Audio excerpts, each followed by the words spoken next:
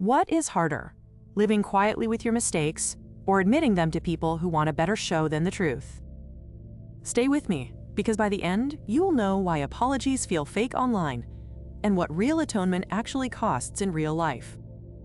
We drop in as a moving truck coughs out a ramp, and men roll out a designer coffee machine like a trophy from a lost war.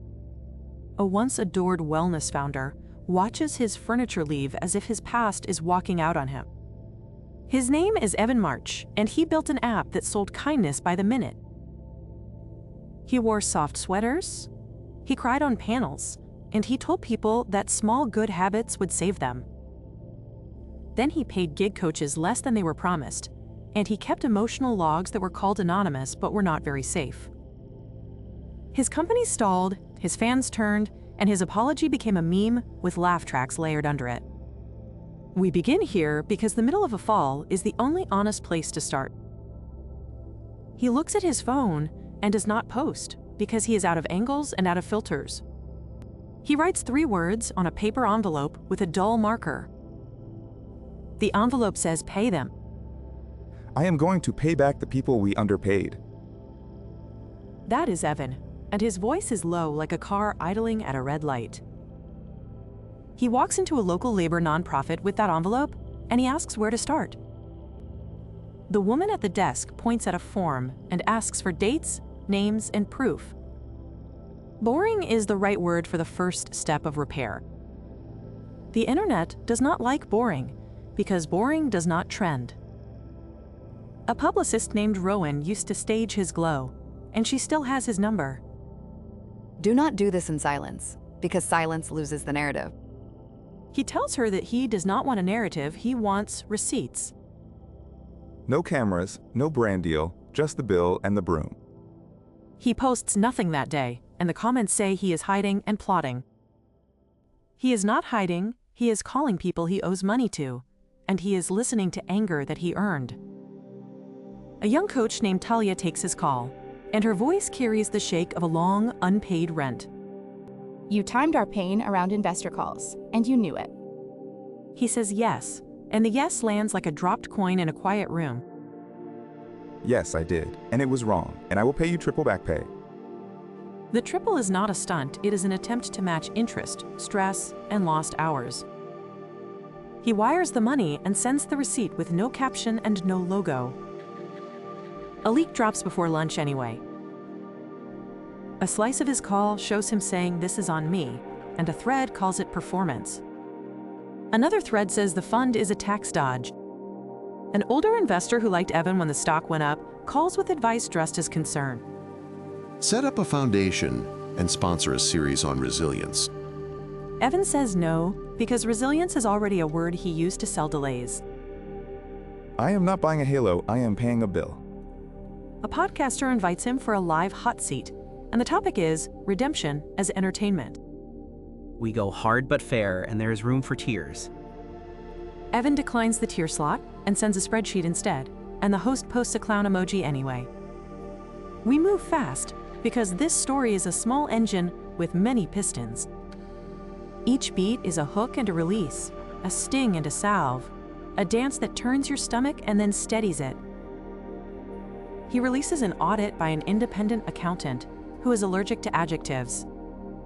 The numbers come back dull, clean, and painful. Payments went out, underpayments are logged, and the rest is footnotes as long as a winter night. Boring wins in the court of facts and loses in the court of clicks. Rowan tries one more time because she cannot watch him throw away easy pity. If you do not show your face, they will call you a ghost and then a liar. He says he will show his face to the people he harmed, not to people who want a tidy arc.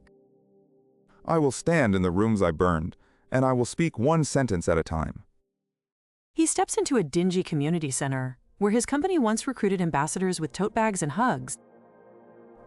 The floor smells like winter salt and old coffee. He joins an apology circle and gets assigned to mop duty after the meeting. A mop is a good teacher because it forces you to move slow and pay attention to the mess. He keeps mopping, as a rumor runs wild that he will drop a docu-comeback on a big platform. He is not dropping anything, he is cleaning a hallway that nobody will see. Talia agrees to meet him face to face, and she has a printed stack of emails. Read your own email out loud and do not skip a word. He reads about rollout pressure and bonus triggers that rewarded speed over care. We greenlit the script feature without a consent gate after the warning, and that was my call.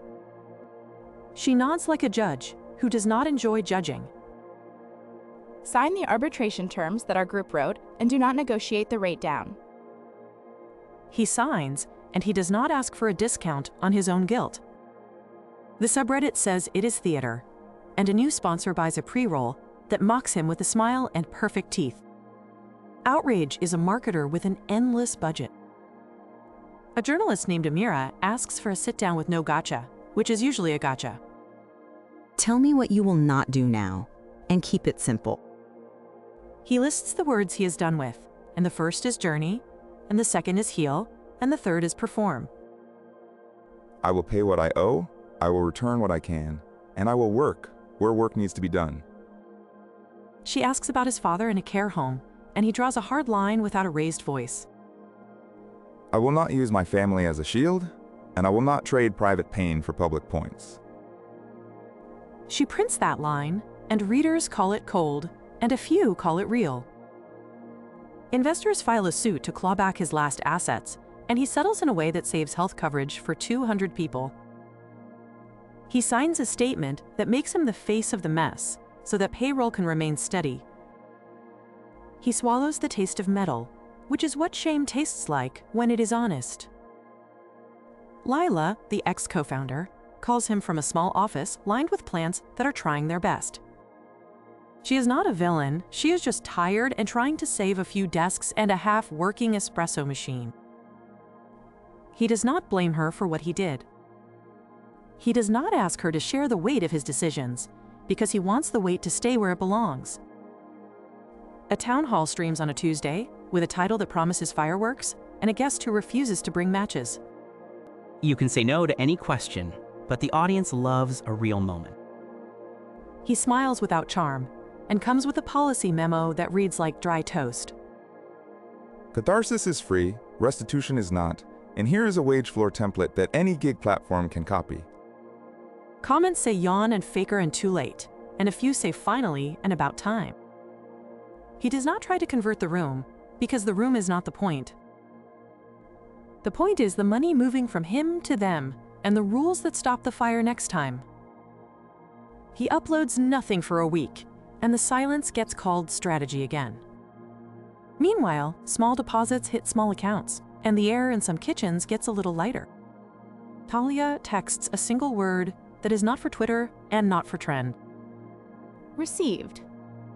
He reads that word 3 times, like it is a long poem. That night, he takes a volunteer shift at a hospice, because remorse has hands and they are good for lifting and turning and steadying. He plays old standards on a radio for a man who will not remember the song, and that is still fine. The camera is off, the lights are wrong, the bed squeaks, and none of it would cut into a clean montage. That is what makes it true. Rowan leaks a deck she made months ago that promised a radiant second act with gray sweaters and warm lighting. People love a phoenix, and they will love you more if we stage the ash. The leak proves he refused the phoenix and chose the floor. The crowd calls it a trick anyway, because we trust smoke more than we trust a broom. Here comes another hook and release, because this is how we hold you, and then let you breathe.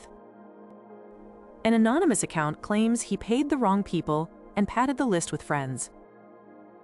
An independent review checks every name and every bank trail and finds no padding, only errors corrected with extra checks.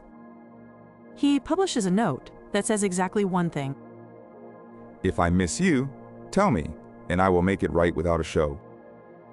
The note is plain and a little ugly, which may be why it feels clean. He speaks at a small college because someone asked, and he refuses the honorarium without turning it into a post. If you want a speech, take the templates and copy them, and borrow the accountant too. Students are split between eye rolls and scribbled notes, which is a perfect measure of honest talk. The older investor sends one last message with a tone like a tired uncle after a wedding. You cannot mop your way back to the stage, and stages are where change happens. Evan says that stages are for stories, and floors are for lives.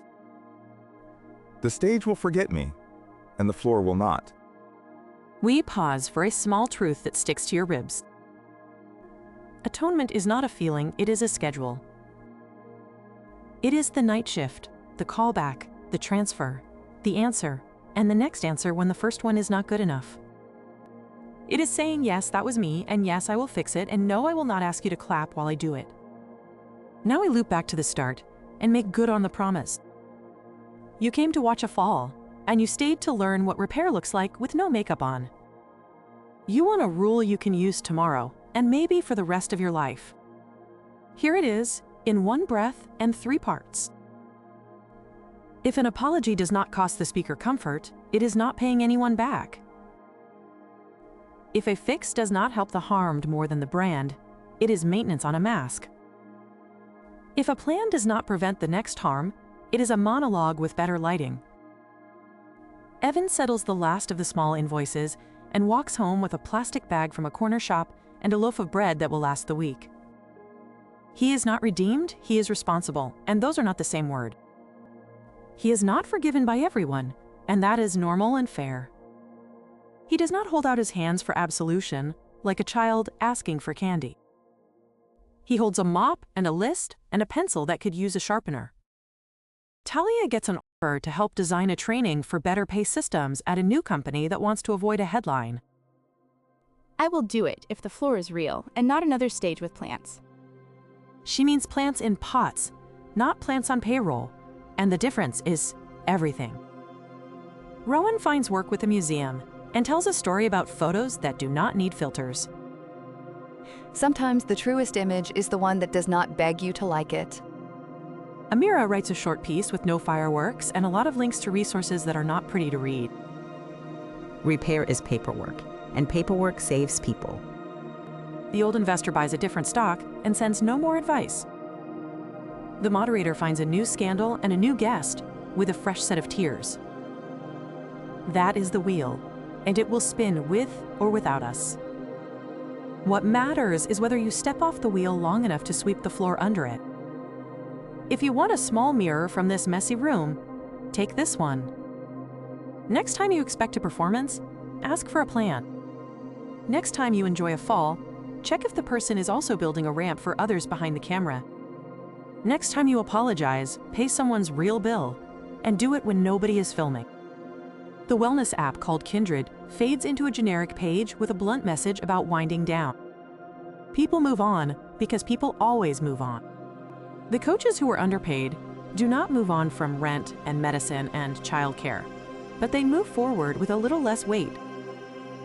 A few send notes with one word like received, or okay, or done, and those are the best words in the world.